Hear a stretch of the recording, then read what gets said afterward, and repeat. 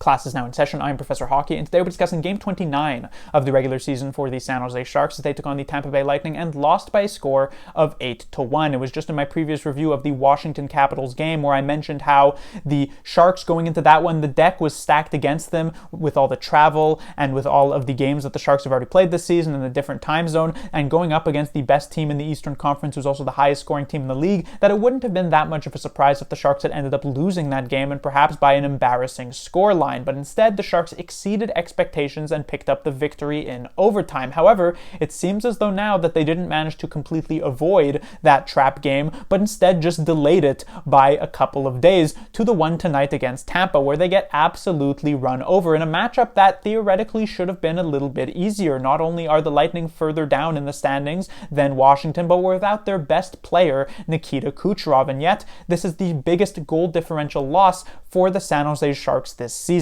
Having said that, I'm going to say something potentially controversial here in the sense that I don't think that the Sharks played such a horrible game. Obviously, it was quite bad, and it's definitely the worst game that the Sharks have played over these last few weeks, but it is the third time that the Sharks have been blown out this season. The first two occurred in the earlier parts of the year back in October when they lost 8-3 to the Winnipeg Jets and I believe 7-3 to the Vegas Golden Knights. In both of those games, I don't think the Sharks had a lot of redeeming qualities. Here tonight, they actually managed to generate some chances. They had multiple good looks on net, and it reminded me a bit of the game that she played just about a week ago against the Seattle Kraken, in which they ended up winning 8-5. In that game, they were not very good defensively. Their goaltending really wasn't anything special, but the major difference was that the Kraken ended up with one of the worst goaltending performances of all time from Philip Grubauer, as he was letting in pretty much every possible shot on net, which allowed the Sharks to end up with those 8 goals, compared to tonight, where the experienced Andrei Vasilevsky with multiple Stanley Cups under his belt was not going to make those same mistakes, and so he prevented the Sharks from getting those goals that could have perhaps been a momentum shifter.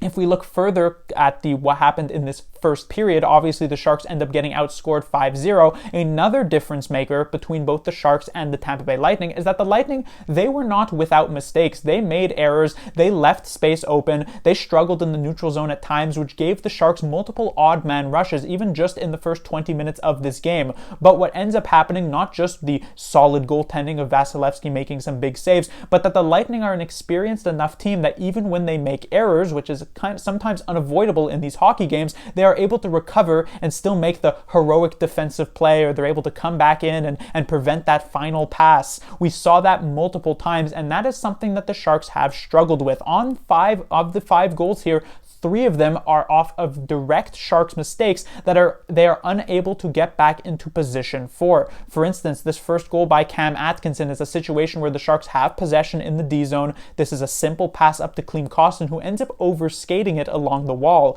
which gives the Lightning possession back. No problem. The Sharks actually make a decent play as it's pushed back in front of the net, but then it is Liljegren and Ferraro. They go to the correct spots, but they don't actually do anything with it. They're not tying up any sticks, and so when this shot comes towards the net, it is an easy tip-in for Cam Atkinson to make it 1-0. Another goal, the second one there by Hagel, it's a situation where Jan Rutta, he swings at this puck in the neutral zone, it bounces over his stick, a little bit unlucky there, but he is caught flat-footed and he doesn't quite have the speed to keep up with Hagel, who's then able to just get around him. Another moment where the Sharks can't recover off of a mistake. And then on the final goal of this first period from Jake Guentzel, the Sharks, they overload near the top of the zone trying to get this puck out. The Lightning, to their credit, they make a good play, and Cody Ceci is just way too slow actually getting back into position in this box formation on the penalty kill, which leaves Jake Guentzel all alone for yet another tip-in goal.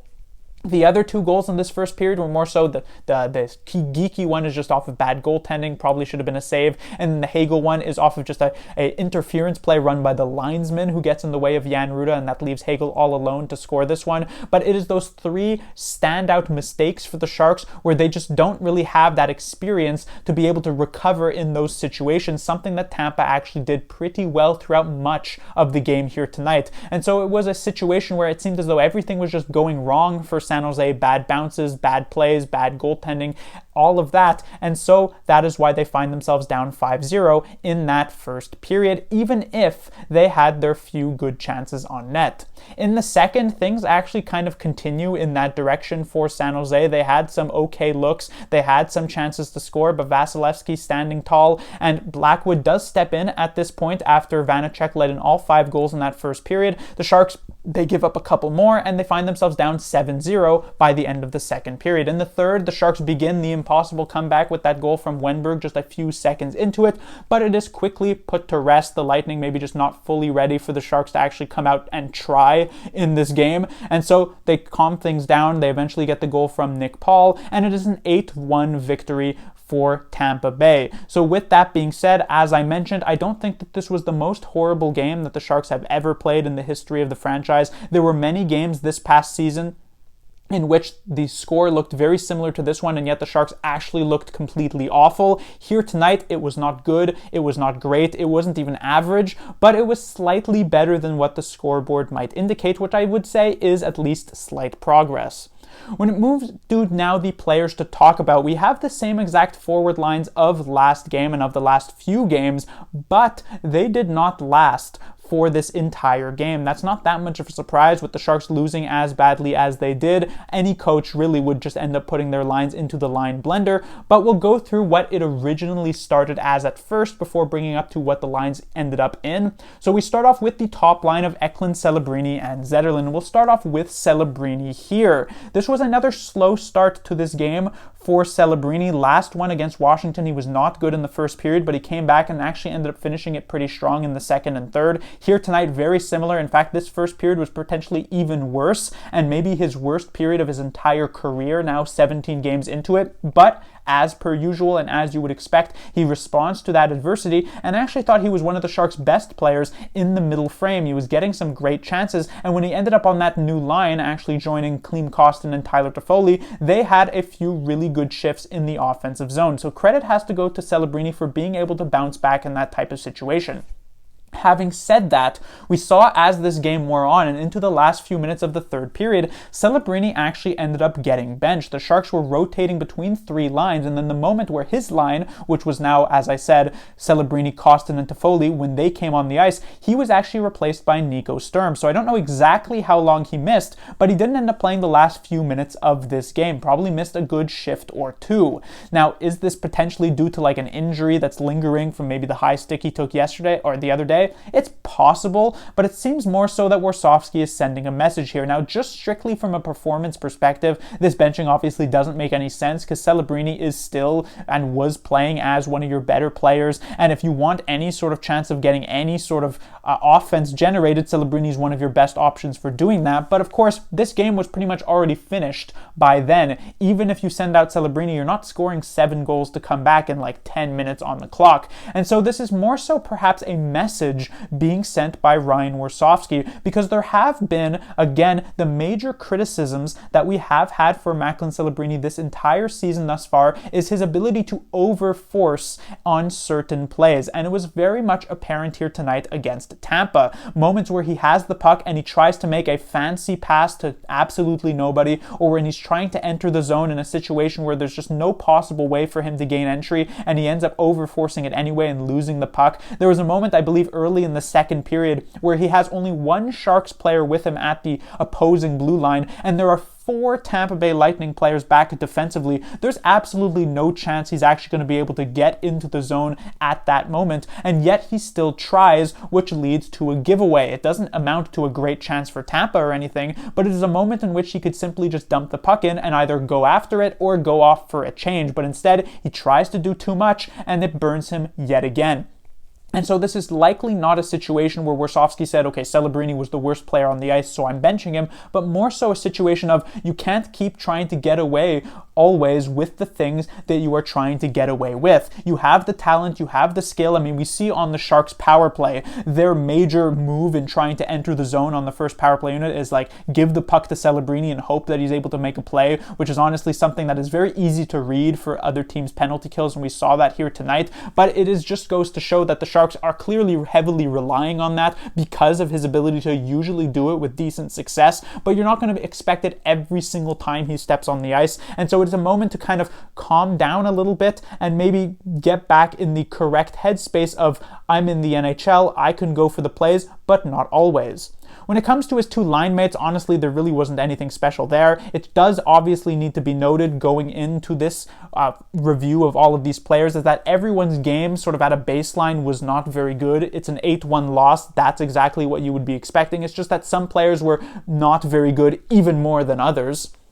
And so we have Fabian Zetterlund here. He has struggled a lot of the times when playing on this top line, an inability to really keep up with the type of talent that both Eklund and Celebrini do have. Here tonight, I don't think that was necessarily the case because I don't think, as I mentioned, Celebrini or Eklund were actually playing this game very well at the start of it, and so Zetterlund was a part of that. What I will say here about Zetterlund is that once he was placed on his new line in the last half or so of this game, where he was playing with Wennberg and Cunnin, I actually thought he played with a good bit more energy, and that might be more so a home for him moving forward, depending on if Warsofsky really wants to stick with these lines that he has put together through the line blender, because again, it just hasn't been a ton of success when playing on that top line. It might be better to get him some slightly easier matchups and play somebody else in that role.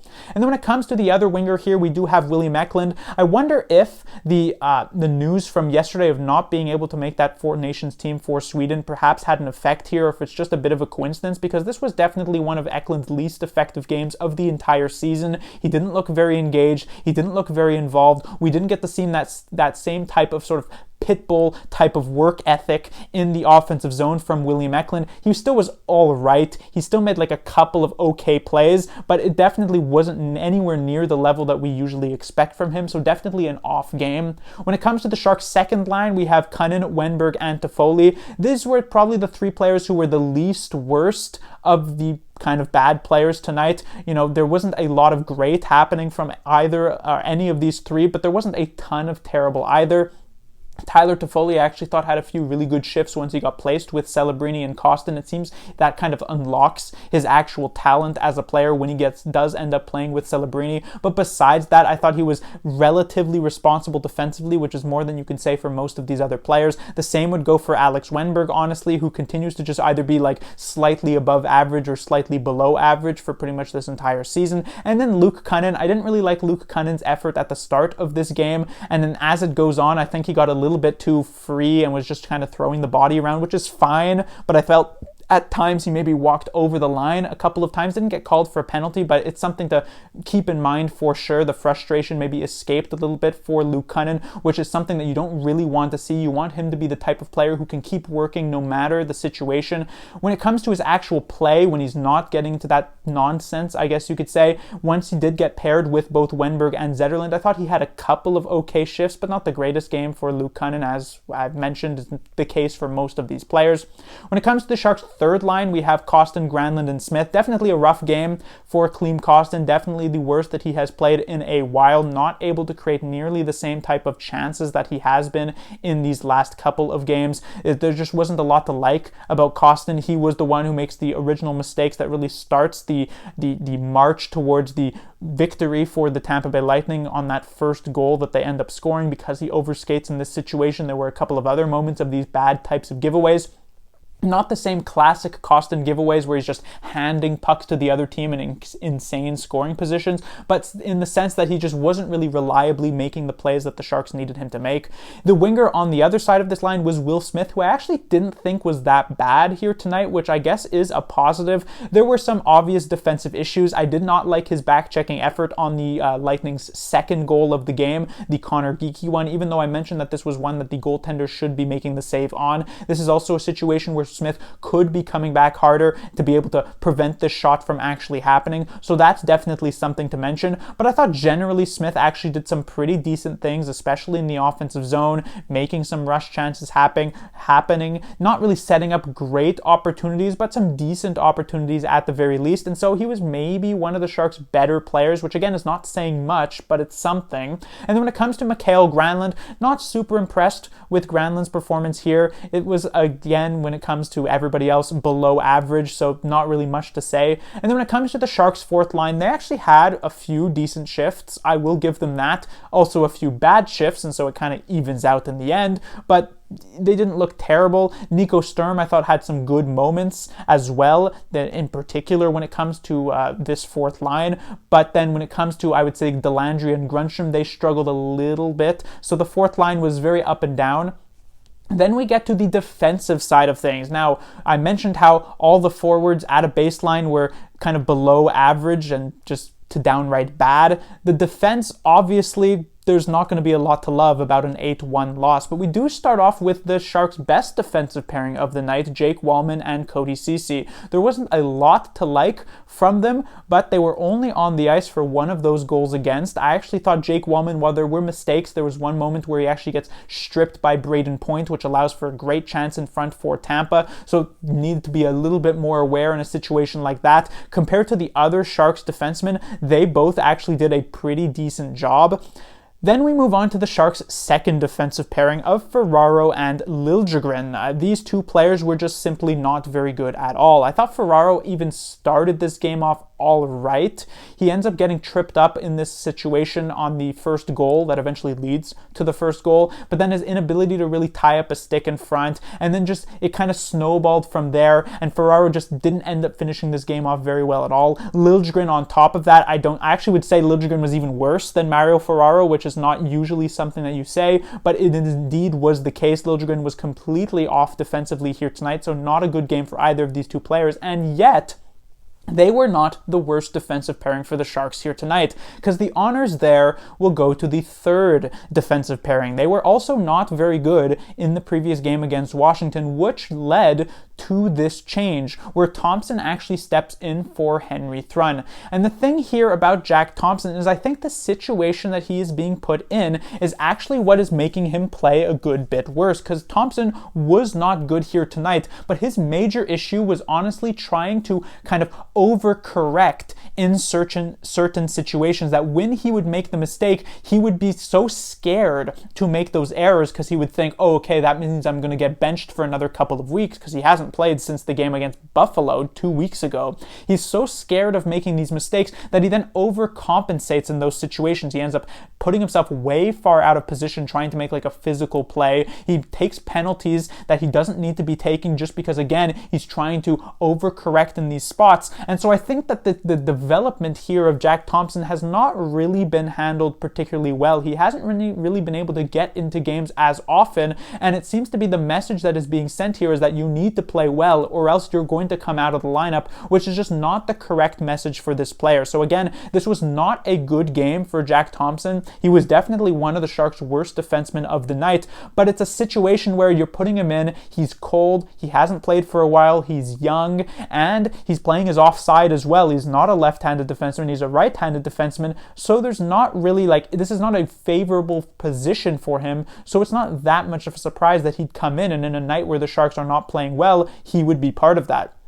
His defensive partner, however, no matter what criticisms you would have for Jack Thompson, his defensive partner was even worse, and that is, of course, Jan Rutta. Rutta was not good in the previous night against Washington, and yet this game makes Jan Rutta look like prime, like Scott Niedermayer in the previous game, or Nicholas Lidstrom, because here tonight, Rutta was just an absolute black hole. There was nothing redeeming about Rutta's game. We saw multiple times the Lightning were able to abuse his lack of speed on the ice. He was caught flat-footed. His defensive coverage was genuinely awful. He was even getting unlucky in situations like when he gets interfered with by the ref on that third goal for the Tampa Bay Lightning here tonight, but that was like the lowest possible mistake for him. There were so many other things that were actually his fault, and it was just a really, really bad game for Rutta. We haven't seen him play nearly this bad since the beginning of the season, and this was probably even worse than that. And so it's a situation where you could even say maybe Thompson is actually dragged down a bit because Rutta was individually so awful here tonight. And so if there was another substitution being made going into next game, I could understand benching Thompson again if you have the option to bring in someone like Vlasic if he is healthy enough to play the next game. But if not, I would keep Thompson in the lineup and go with a Thompson-Thrun pairing because Rutta is definitely not it. And it would seem as though Warsofsky was actually leaning towards that, considering Rutta only ended ended up with about 12 minutes of ice time here tonight. He did not end up playing a lot at all over the last few minutes of this game, so clearly Warsofsky not very happy with what he was doing either. And then finally, we have the goaltending. We have both Vanecek and Blackwood. As I mentioned, Vanecek was in for the entire first period. A couple of these goals he definitely didn't really have much of a chance on. The Atkinson one, the Gensel one. Honestly, both of the Hagel ones either were difficult saves to be made. The only one he definitely should have had was the Connor Geekie goal, but even then, what's the difference between being down 5-0 or 4-0? So Vanecek was not good, but he didn't really get any favors done for him. And then when it comes to Mackenzie Blackwood, he was a decent, I would say. The Sorelli goal was kind of unlucky. This was off of a tip that then goes off of him, even though this puck was going wide and ends up in the net. And it was also reviewed on the offside, which was a rare challenge loss for the San Jose Sharks. And then a couple of these other goals, I'm again not going to be really putting on Blackwood, considering this game was already so far out of reach by then. So not a ton to say about the goaltenders, who were just kind of similarly as bad as the rest of the team. But that will do it for this review. The Sharks will be back in action on Saturday. They'll be taking on the other Florida team, this being the Florida Panthers, the defending Stanley Cup champions. And so if they have an effort like this against them, they'll get similarly blown out, I would say. The Sharks will need to respond very highly if they want a chance to actually even look remotely competitive in that game. Class dismissed.